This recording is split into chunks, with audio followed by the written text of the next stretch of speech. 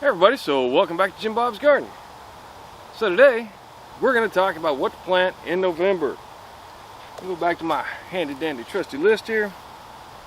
And we're talking about beets, broccoli, cabbage, carrots, Chinese cabbage, collards, kale, kohlrabi, leeks, onions, parsley, radish,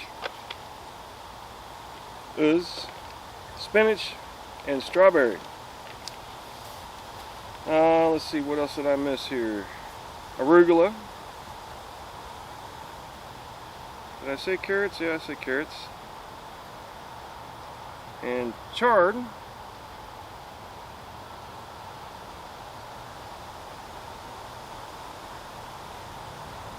Garlic, kale, mustards,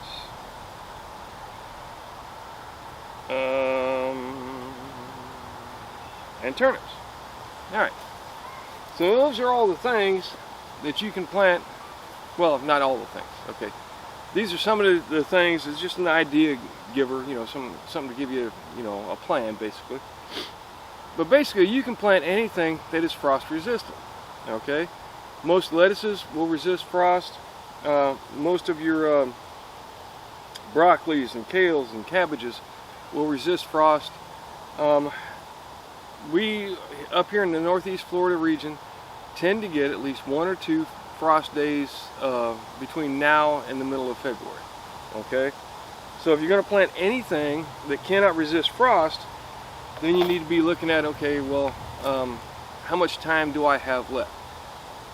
I forgot to look this up ahead of time, but I'm pretty sure that around the middle of December is the first time we are looking at a serious chance of frost. So you've got about 6 weeks, okay? What can you grow in 6 weeks? Well, there's not a lot of things that will grow to maturity within 6 weeks. Lettuce will. I mean, it may, depending on the lettuce. Like the black-seeded Simpson I have back over here behind me, that grows up pretty quick. Once it gets started, man, it's like quick, quick, quick. Another thing you can grow in that short amount of time is radishes. But I believe radishes are also frost tolerant. Let me see here. I got some right here. Let's see what it says.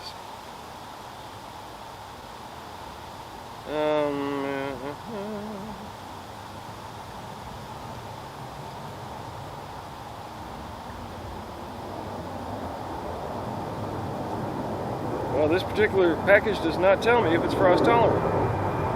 But with the French breakfast radish, it does say from September to May. Look at another package. Let's see, I got a different package. And it says frost hardy, yes. Okay, so radishes are frost hardy. Not probably freeze hardy, but frost, okay?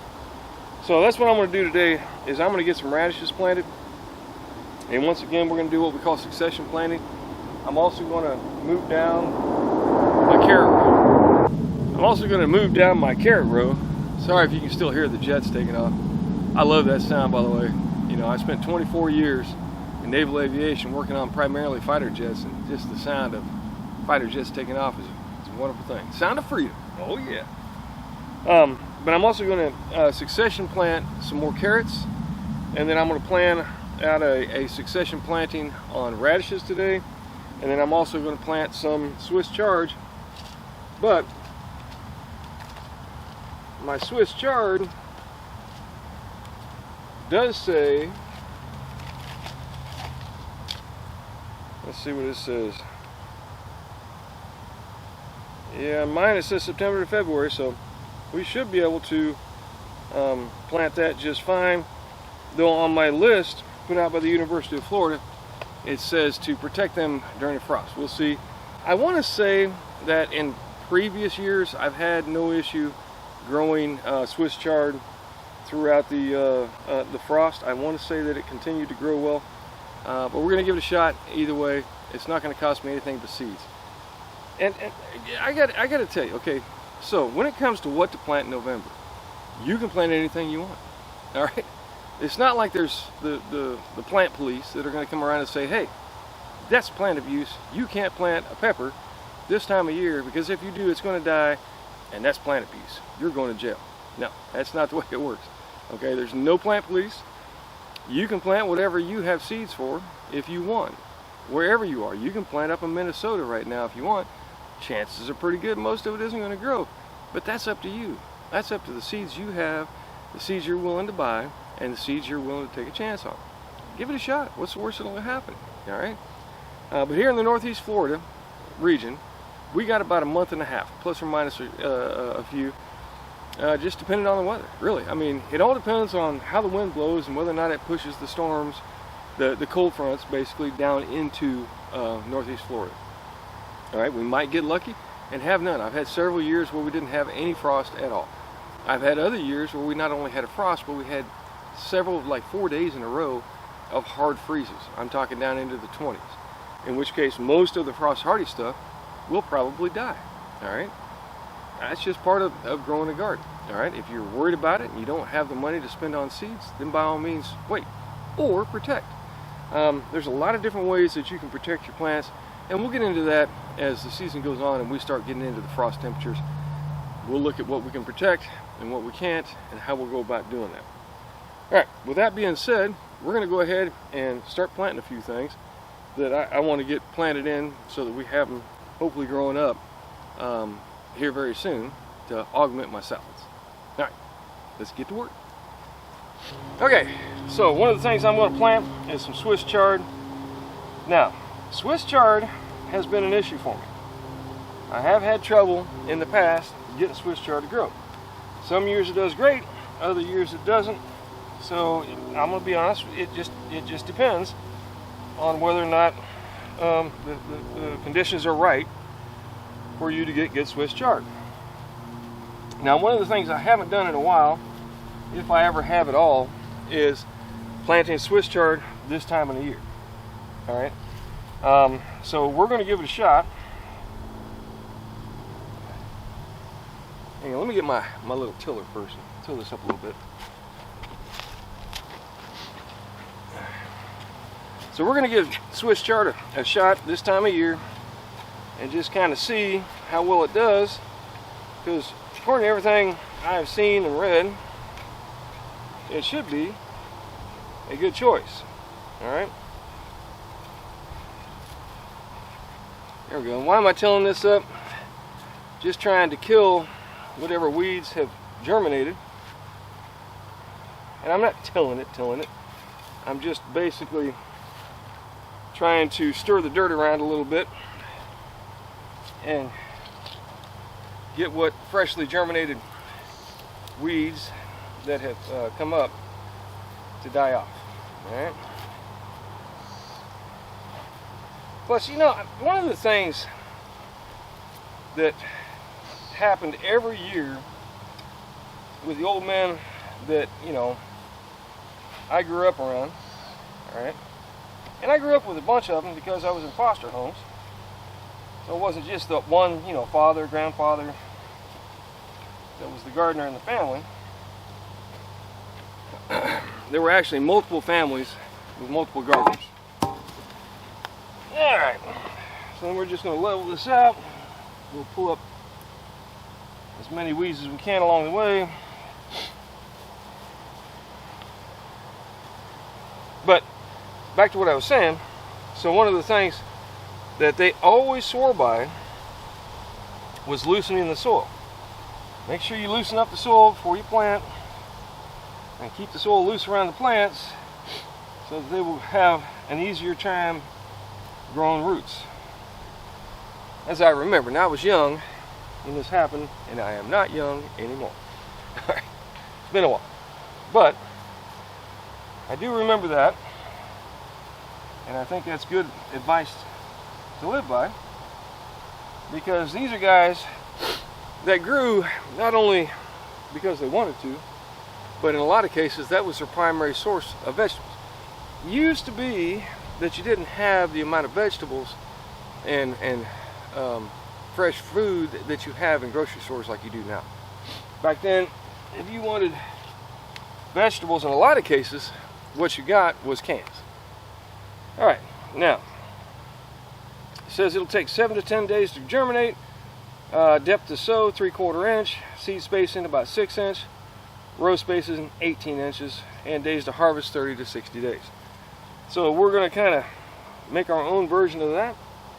And what I'm going to do is I'm going to do 3/4 inch, and we'll put them about a fist apart, just because it's a handy measure. All right. My fist is not quite 6 inches, but it's close enough for government work, even though I'm no longer in the government. And no, I was not in the part of the government that shuts it down. Okay. Well, spent 24 years in the Navy. All right. I reached the rank of Seam Chief, an E8. But 6 inches on all sides, so we're going to go somewhere in this vicinity here. We're going to go down 3/4 inch. All right. Actually, let's just split the difference here a little bit closer. There we go. So we want to go down about 3/4 inch, and rather than trying to do individual holes like I did with the garlic,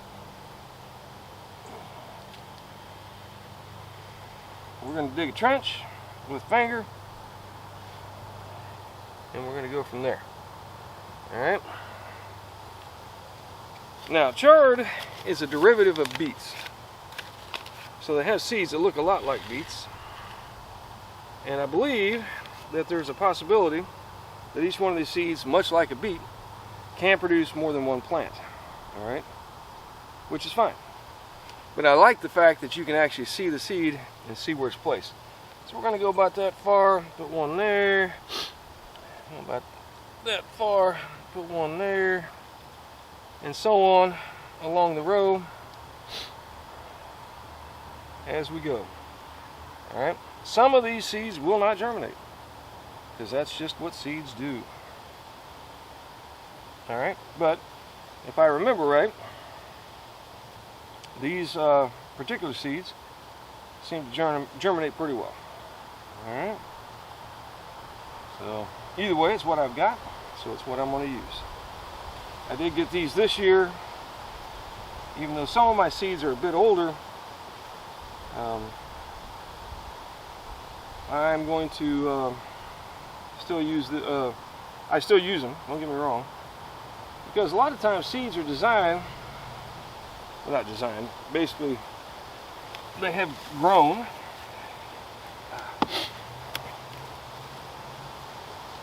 And been bred to last for a long time in the soil. Because what happens in nature is, in most places, these seeds fall down, they sit in the soil for many months at a time, and then it's not until the season is ripe that they start popping up. Now, I will say that for whatever reason, when I have planted bean seeds, it seemed like the older seeds did not do as well. But that's also a larger seed, so maybe it has to do with that. I'm not really sure.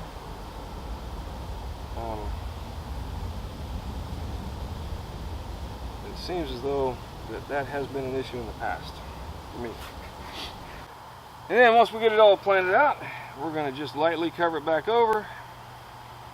And we're going to remember to water this particular section of the garden daily until we start seeing sprouts. Okay? And that is the last of my Swiss chard. But that's okay. We'll get more. Kids, seeds.